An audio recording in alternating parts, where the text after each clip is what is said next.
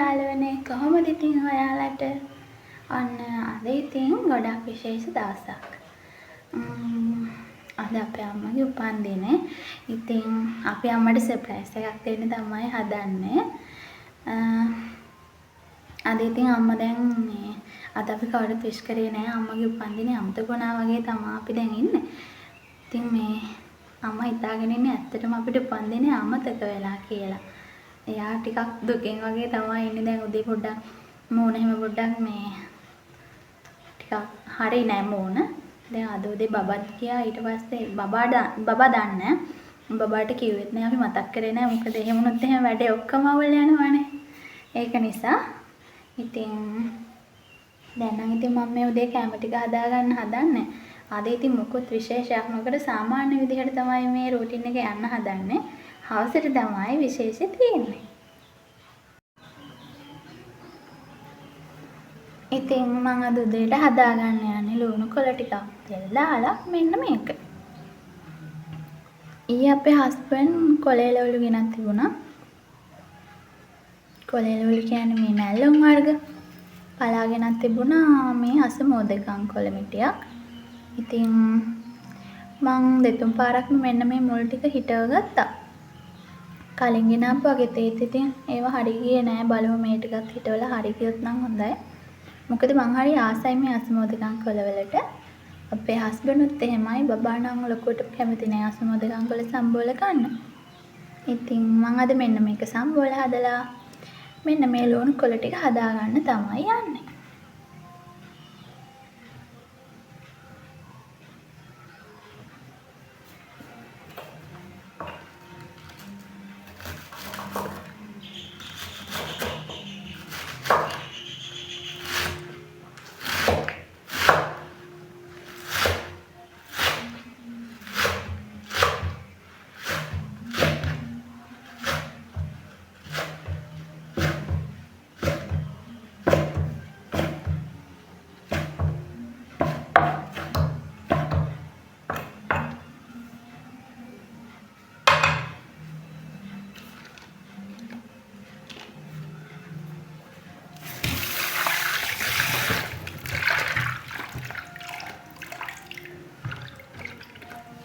ඉතින් ලුණු කොළ වලට වෙනම ලුණු නම් දාන්නේ නැහැ. ඉතින් ඔක්කොම ලුණු. ඊට පස්සේ මෙන්න මේ විදිහට මිරිස් මැද්දෙන් පළලා දාගන්නවා.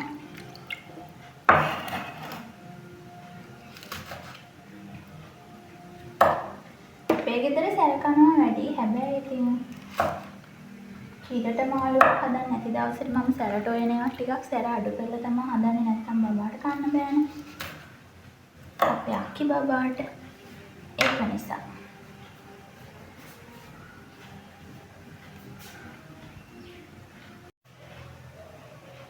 අන්න ඉතින් දැන් ලුණු කොළ ටික කපා ගත්තා. අද ඉතින් ටිකක් වැඩි හස්බන්ඩ් මේ වෙලාව ගෙදර නෑ. ඒ නිසා ඉතින් මම දැන් මේ ටික ඉක්මනට තෙල් දාගන්න හදන්නේ. on කරන්නේ ඔක්කොම හරි. කරවල අමු මිරිස් ලුණු කොළ. ඉතින් මේ ටික දැන් අපි තෙල් දාගමු.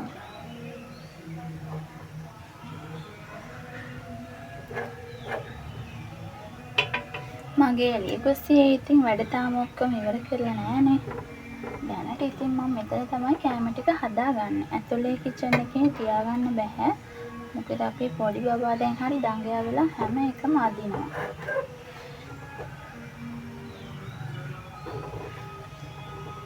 මගේ කෑම හදන භාජන වලින් මම ආසම එකක් තමයි මේ තියෙන්නේ. ඉන්න කොල්ලන්ට පෙන්නන්න. ඒක හරි හොරු බුටි. මෙන්න මේක. මම ඒකට හරි කැමතියි. මේ බලන්න මගේ ගෑස් ලිපට වෙලා තියෙන දේ මේ ඔක්කොම නිකන් අර පොතු වගේ ගැලවිලා ගිහිල්ලා මොකද අපි කාලයක් පාවිච්චි කරන්නේ නැතුව තිබුණා නෙමෙයි. නිකන් කැඩි එනවා චුට්ට. දැන් ඉතින් ඒ වගේම ගෑස් ලිපේ දැල්ලත් එන්නේ අර නිකන් තැඹිලි පාට දැල්ලක්. ඒකට දැලිත් එනවා. ඉතින් මේ ලිපත් මාරු කරගන්න ඕනේ.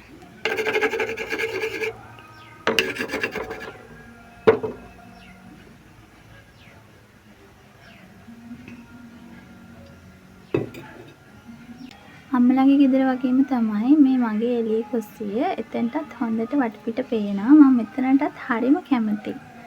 දැන් ඉතින් මම කැමති විදිහට මම ආස විදිහට ටිකෙන් ටික මගේ මේ කුස්සිය හදා ගන්න ඕනේ.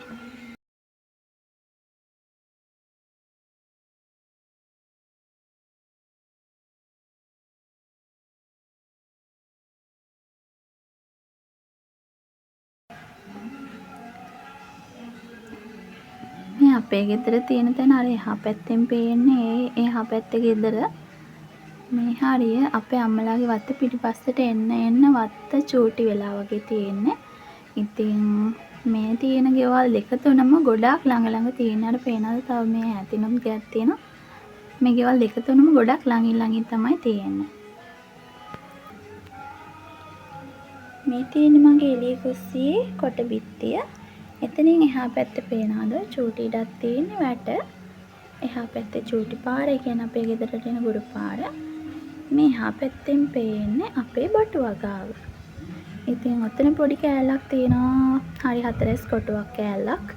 ඒ කෑල්ලේ තමයි අපි හිටවනේවා හිටව ගන්නෙ. ඒකත් හරිනම් මේ වත්තරෙම තිබුණ කෑල්ලක්. ඒ වුණාට ඉතින් මේ මැද්දෙන් පාර දීලා තියෙන නිසා ඒ කෑල්ල දැන් එහා පැත්තේ, අපි මෙහා පැත්තේ. අර ඇතිනුත් පේන්නේ මේ ළඟදී අද චූටි ගෙදරක් ඒක. ඒ කියන්නේ ලයිට් වතුර ගන්න තමයි ඒගොල්ලෝ ওই පොඩි කාමරේ හැදුවේ. ළඟදිම ඉතින් එතනටත් කවුරු හරි පදිංචියට එයි. එතකොට ඉතින් හොඳයි. ළඟ ගෙවල් ගොඩක් තියෙනවා.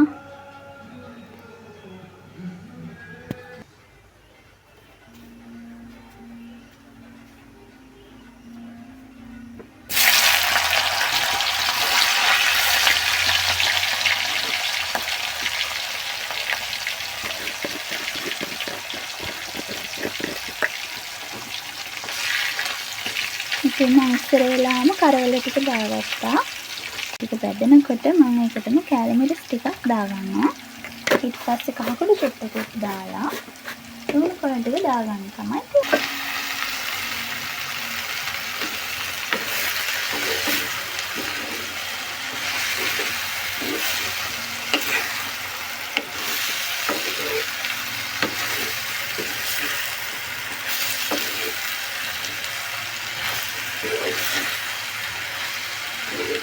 ඉතින් මම ලුණු කොළ තෙල් දාගන්නේ මේ විදිහට. ඔයාලා කොහොමද ලුණු කොළ තෙල් දාන්නේ? ඔයාලා හදන විදිහත් පහලින් කමෙන්ට් කරන්න. එතකොට මට ඒ විදිහටත් හදලා බලන්න පුළුවන්.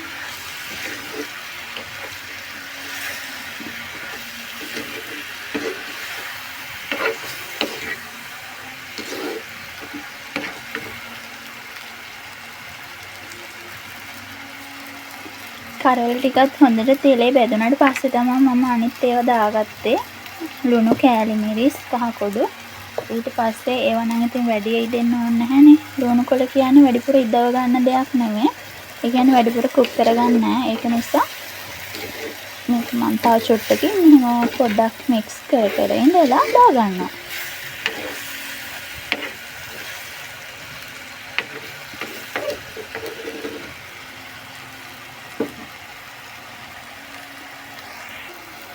අද මං ඉතින් ලිපේ හදාගන්න ඒවට තියෙන ලුණු කොළ ව්‍යංජනේ විතරනේ. ඒක නිසා ඉතින් දැන් මේක ගෑස් ලිප ඔෆ් කරලා මේක උඩින් වහලා තියලා මම දැන් අයිස් මොදගම් කොළ සම්බෝලේ හදන්න යනවා.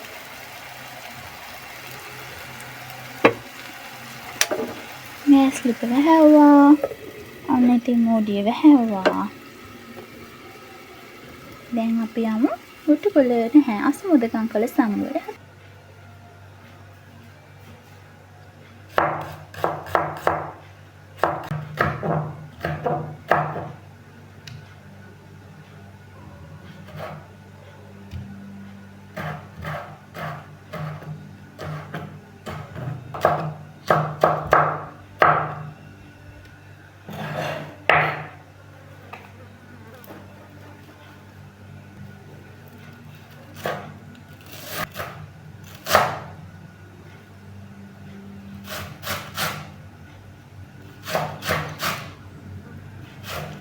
මං ඉතින් උයන පිහන වෙලාවට චූටි කෝඩයක් සිංක ඇතුලින් තියාගෙන ඉන්නවා. ඒකට තමයි මං ඔය එළවලු වලින් අයින් වෙන කෑලි බෑලි ටික ඔක්කොම දාන්න. ඊට පස්සේ ඔයාලා ඉවර වුණාම ඒ චූටි කූඩේ තියෙන එළවලු කෑලි ඒවා මේවා ටික ඩස්බින් එකට දාගන්නවා. ඒක තමයි ලේසියි.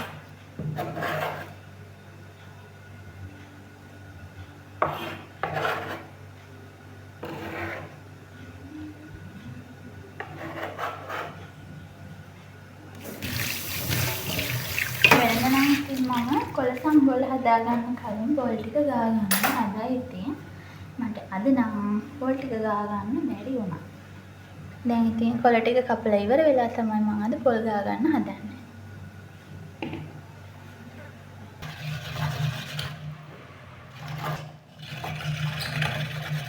මම ඉතින් අද හදාගන්න අසමෝදකම් කොළ සම්බෝල දාගන්න ඔන්න ඔය මැටි භාජනයට.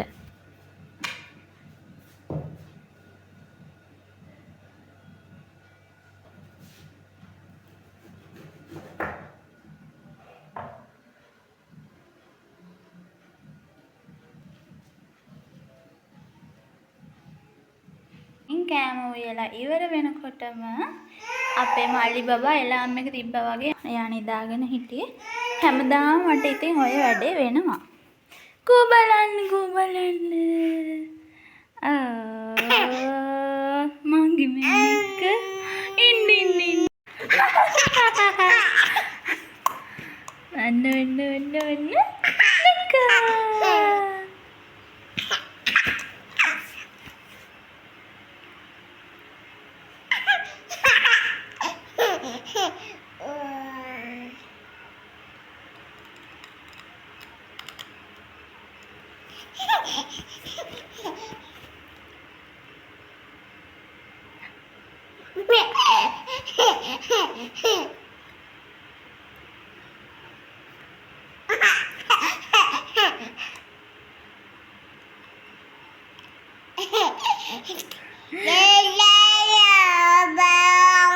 ඔන්න චුති නාසික ගාව තෝල වෙලා චුට්ටක්.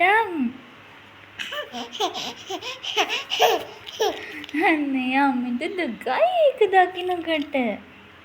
මගේ මෑණිකට තෝල වුණා.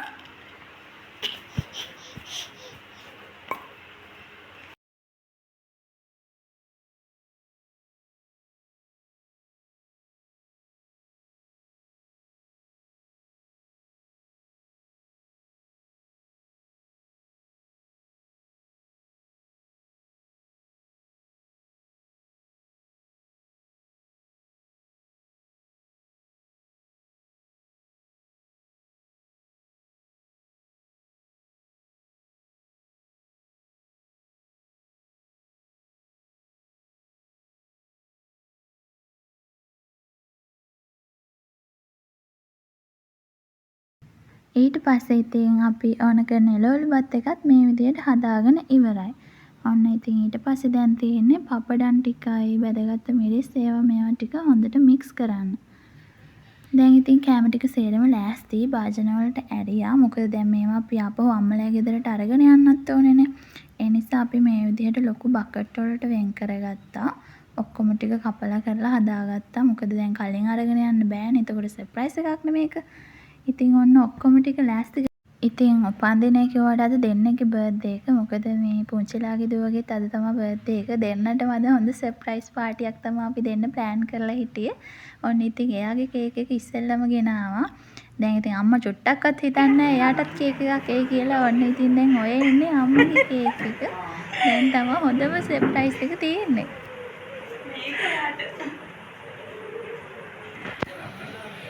Happy birthday, Akka.